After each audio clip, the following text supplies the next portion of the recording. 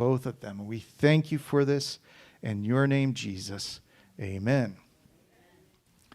All right, and I know we do a lot of other testimonies and stuff, but we're going to do something a little different today. So this is not part of the message, but when Randy was going over, he's in Genesis and talking about the creation things and all that, I talked to him about some of the things that I had learned over the years. And you go ahead and put up the presentation thing. And so when I was telling Randy, he's like, hey, you should share this the next time that you speak. And I was like, okay, so we're just going to take a few minutes this morning before we do dismiss the kids and do the offering, just to talk about some creation thoughts, and some things that we can glean from scriptures when it talks about the creation week. And the real key on here is to show that there is no conflict between true science and true religion. And I've said this many times, and I know, it kind of is a self-fulfilling thing by saying true on both, but it's like really, you look at, things, and I think the enemy tries to make conflicts up and tries to make things that they can use to attack Christianity or attack beliefs. But there's really no conflict between them when you look closely at it. And there's 3 questions that I came up with that I thought might be interesting to just go over, which is, why did light come first? Because you think about it, and most people, even back in the day, you see the sun being created, the sun being the source of light, but the sun was created on the day 4. Why was light created on day 1? It seems backwards from a human-oriented perspective. Also, how did the pre-flood people live so long? There's people that, would go and think that, oh, that must have been like lunar cycles or something like that, not real years. And so, I think there's good answers of how they could have lived so long.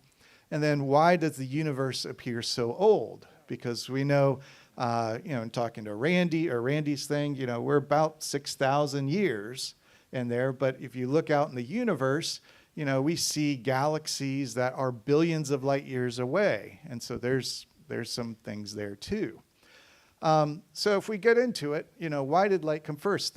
The thing you realize is that visible light is just a small section of the overall electromagnetic spectrum. Now, what does that mean? So electromagnetism is one of the forces out there, and that's something that about. Like if you ever played with magnets, if you put them on certain sides, they'll stick together. But if you put the pole with the other pole, the same pole, you'll feel the repelling part, pushing them apart. And that's a force. That's a force of nature that does that. And the photon, or the part of light, that is the mediating particle for the electromagnetic radiation. That's why they talk about light is electromagnetic radiation. It's basically, you don't see the photons going in between the magnets, but that's really what's happening there. And if you think about it from the atomic side, a lot of people think this is what an atom or so would look like, but it's very far off. Others might think it's more like this with energy things and all that, but that's again not how it looks. I asked one guy once what he thought the color of the atom was, and he said red. And it's like, no, it has no color. The atom is too small because the light waves of visible light are a lot bigger. So there is no color there. And then if you take that nucleus, if it's the size of a marble in front of us, the nearest electrons would be about 2 miles away. That's really the scale of when we're talking about atoms. It's mostly empty space in there. And so it's like, we're made of atoms, the floor is made of atoms, and it's like, why don't we just fall through the floor? The reason is because of that electromagnetic force. Those magnet things, it's all the electrons on the shells that are repelling and causing that force. And you think about all the way down, on Earth, there's so much pressure with all that magnet force up. It's like we're being accelerated upward at that 9.8 meters per second squared. You think, well, that's the same as what gravity is pulling us down. Right. Any planet out there, the surface of it is going to be where that equalizes. And so it's that force that's causing that. And so if there was no light, if there was no electromagnetic force, all matter would have no structure at all. Nothing. It wouldn't be able to do things on it. It wouldn't have those forces to be able to do stuff. And we see that in the Bible in the second verse. It says the earth was without form and void. So that's why light was created first, because it made it so matter had substance and had something that they could build on top of. And it's like if you didn't have that, and light wasn't created till later, none of the other stuff would make much sense. So when we look at it now, it makes sense why there is that order of creation. Second, when we look at how did pre-flood people live so long? So there's a couple of things that we could bring here. One, when we talk about the canopy, because God separated the waters above from the waters below. And that canopy, if you take the amount of water that was covering the earth and you say it was above, that would have the atmospheric pressure on earth about 2.5 times what it is today. And there's a lot of health benefits for having greater pressure or atmospheric pressure. The picture there is a hyperbaric chamber, and that's something they use in the medical field. And they have all of these conditions, and I know it's very small type. It's not meant for you to have to read through all those things. But all of these are things that in the U.S., you can have, like your insurance, pay for hyperbaric treatments for this. These are things that have been proven scientifically to help, by having hyperbaric treatments. And there's also a longer list of things that people think it could help with, but it hasn't been proven, so it's like you can't get the money for it or doing that. But these are things that can help heal up things faster, burns or grafts or stuff like that happen to people. Because it does allow more oxygen to get dissolved in your bloodstream and has, things that can help out how your body operates and do things. But that's one thing, when we look at how things healed. The other one, which in my opinion speaks more to it, is about radiation and specifically, carbon-14. If you go out, you don't want to be in a lot of radiation because that can be harmful, to you. But the radiation coming from outside, a lot of it will just go straight through your body, But the far more dangerous thing on the radiation is the stuff that's in your body. And that comes from carbon-14 that's in your body.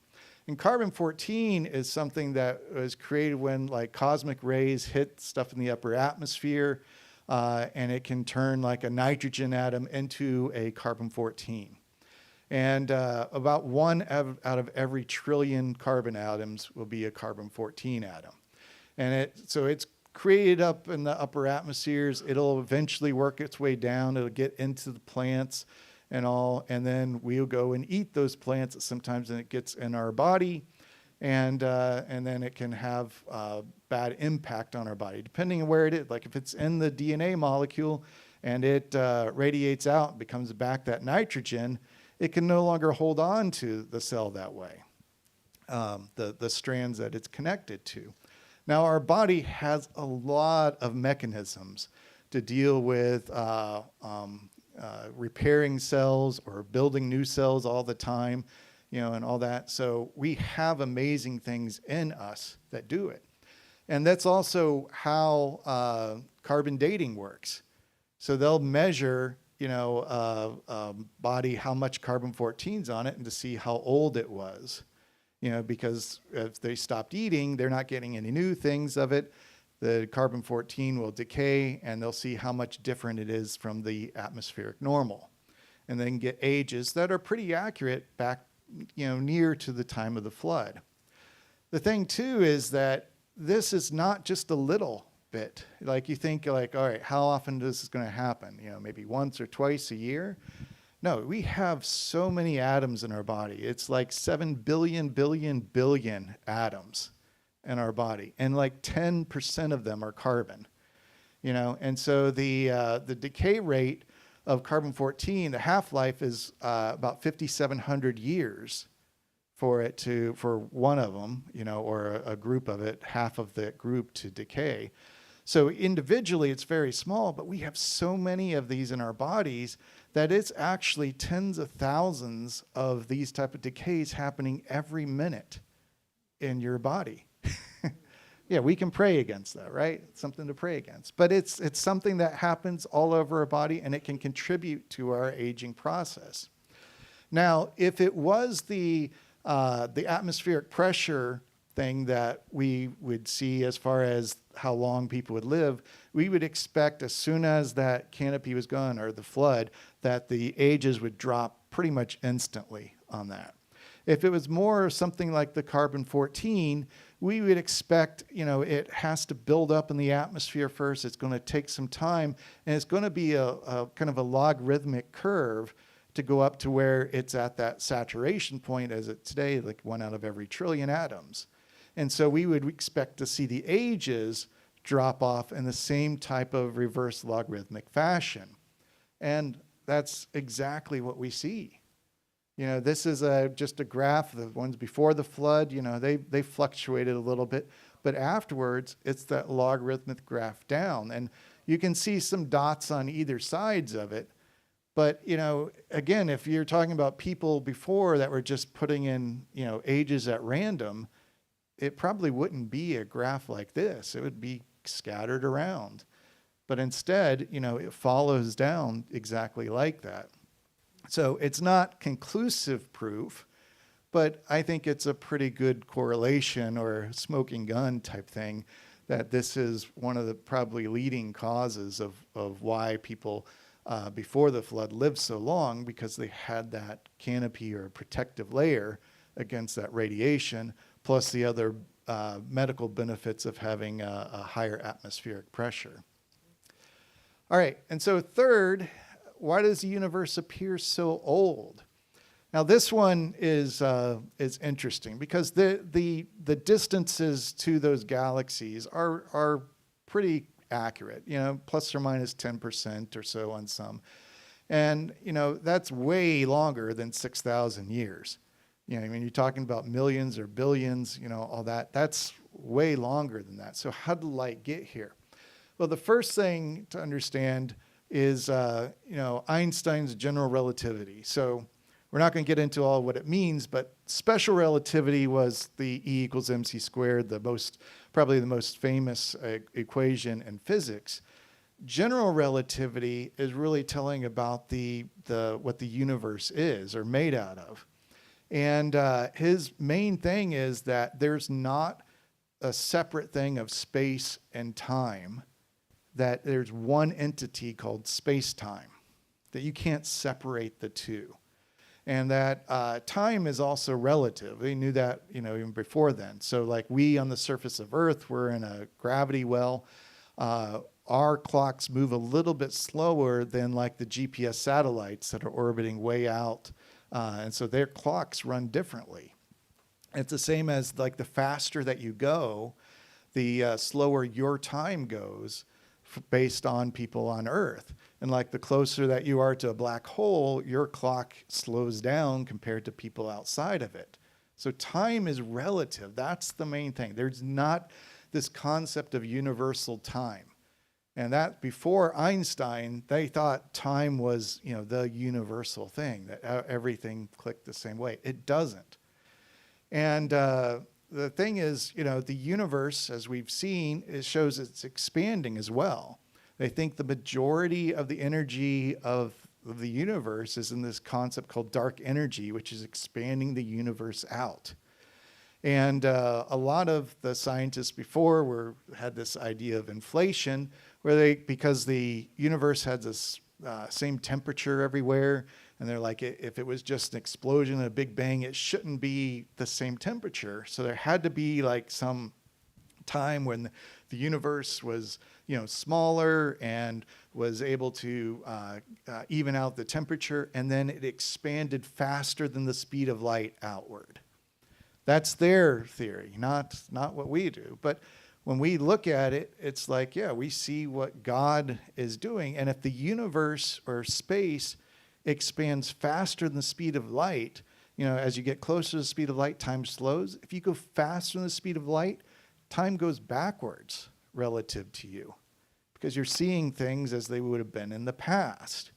And so if the universe expanded faster than the speed of light, it's creating space-time as it goes. And how much space-time is it creating? However far distance it was pushed away. And it's like, okay, do we see this in Scripture? Well, there's a couple of passages. Anytime where it talks about the universe, he usually talks like in Isaiah 40, the thing highlighted in blue, it's like, who stretches out the heavens like a curtain. Psalm, a different author written at a different time, says, who stretch out the heavens like a curtain. Job, when he's answering at the beginning to the friends that were coming trying to supposedly comfort him, talking about God, it says, he alone spreads out the heavens. And there's other places. And so it's like, if you look at it like God on that fourth day stretched out the heavens like a curtain, and knowing that, time is relative, it answers all that about how that can still be within that 6,000 year time period. So again, the simpler way you could look at it too is that God could have certainly have just created the whole universe with the appearance of age. That's a simpler thing that you could look at because, the same way he created Adam as an adult, he created plants and trees and animals, as adults at that time. That can be too, but we see these clues in Scripture, and it's something that I find that's very interesting to think about or to, just to study or to look at all the different things that God can do. But the point of it all is that there is no conflict, between true science and true religion. Anybody that's trying to push that, has a different agenda and is not really searching for the truth on it. Okay, so. All right, well.